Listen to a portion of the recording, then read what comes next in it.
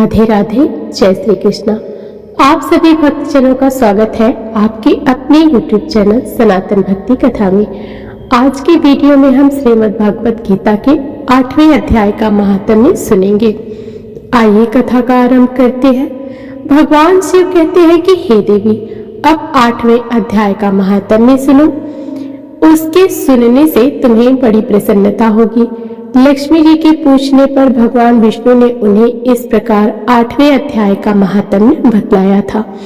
श्री भगवान बोले, दक्षिण में आमर्दकपुर नामक एक प्रसिद्ध नगर है। वहां भाव शर्मा नामक एक ब्राह्मण रहता था, जिसने वेश्या को पत्नी बनाकर रखा था। वह मांस खाता था, मदिरा भी पीता था, श्रेष्ठ पुरुषों का धन चुराता था और पराई स्त्री से व्यभिचार करता था और शिकार खेलने में दिलचस्पी रखता था। वह बड़े भयानक स्वभाव का था और मन में बड़े बड़े हौसले रखता था। एक दिन मदिरा पीने वालों का समाज जुटा था। उसमें भाव शर्मा ने भर पेट ताड़ी पी, खूब गले तक उसे चढ़ाया।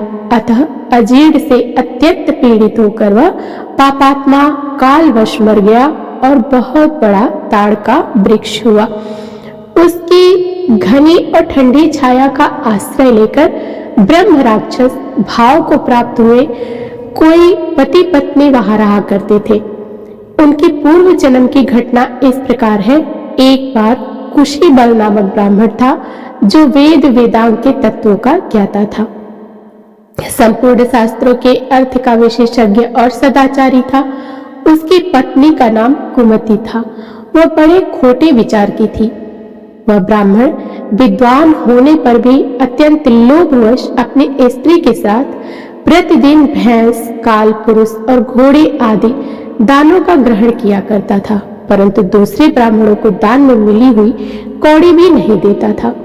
वे ही दोनों पति पत्नी कालवश मृत्यु को प्राप्त होकर ब्रह्म राक्षस हुए। वे भूख और प्यास से पीड़ित हो इस पृथ्वी पर घूमते हुए उसी ताड़ वृक्ष के पास आए और उसका मूल भाग में विश्राम करने लगे।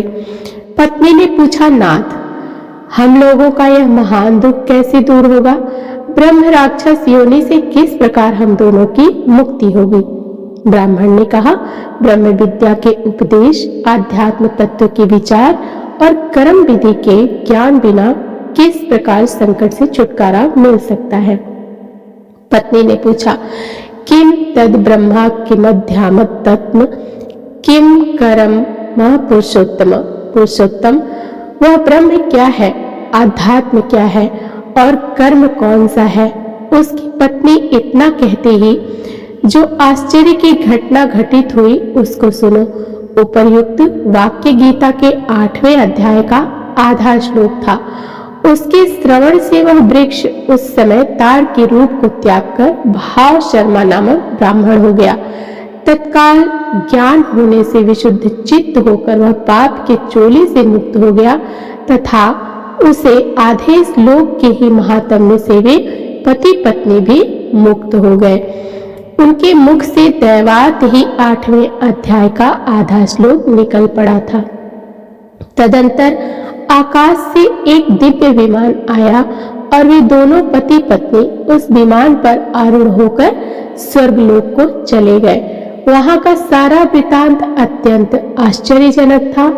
उसके बाद उस बुद्धिमान ब्राह्मण भाव शर्मा ने आदर पूर्वक उस आधे श्लोक को लिखा और भगवान जनार्दन की आराधना करने की इच्छा से वह मुक्ति दायनी काशीपुरी में चला गया।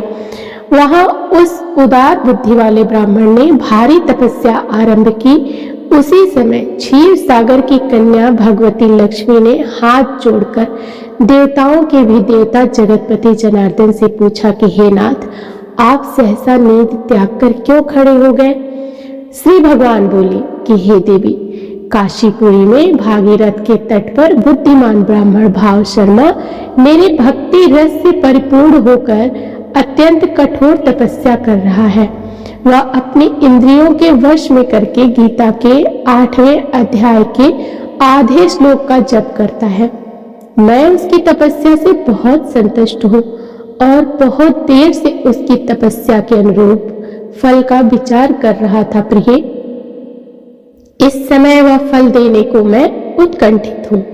पार्वती जी ने पूछा, भगवान श्री हरि सदा प्रसन्न होने पर भी जिसके लिए चिंतित हो उठे थे, वह भगवत भक्त भाव शर्मा ने कौन सा फल प्राप्त किया? श्री महादेव जी बोले कि हे देवी, द्विज श्रेष्ठ भाव शर्मा प्रसन्न हुए। भगवान विष्णु के प्रसाद को पाकर अत्यंत सुख मोक्ष को प्राप्त हुआ तथा उसके अन्य वंशज भी जो नरक यातना में पड़े थे, उसी के शुद्ध कर्म के भगवत धाम को प्राप्त हुए। पार्वती, यह 8वें अध्याय का महात्म्य थोड़े में ही तुम्हें बताया है, इस पर सदा विचार करना चाहिए। हरि ओम तत्सत। आज की कथा यहीं पर समाप्त होती है। आप सभी को कैसी लगी कमेंट बॉक्स में जय श्री हरि अवश्य लिखिएगा और चैनल को सब्सक्राइब, वीडियो को लाइक और शेयर करना ना भूलिएगा। मिलते हैं अगली कथा में, तब तक के लिए जय श्री राधे कृष्णा।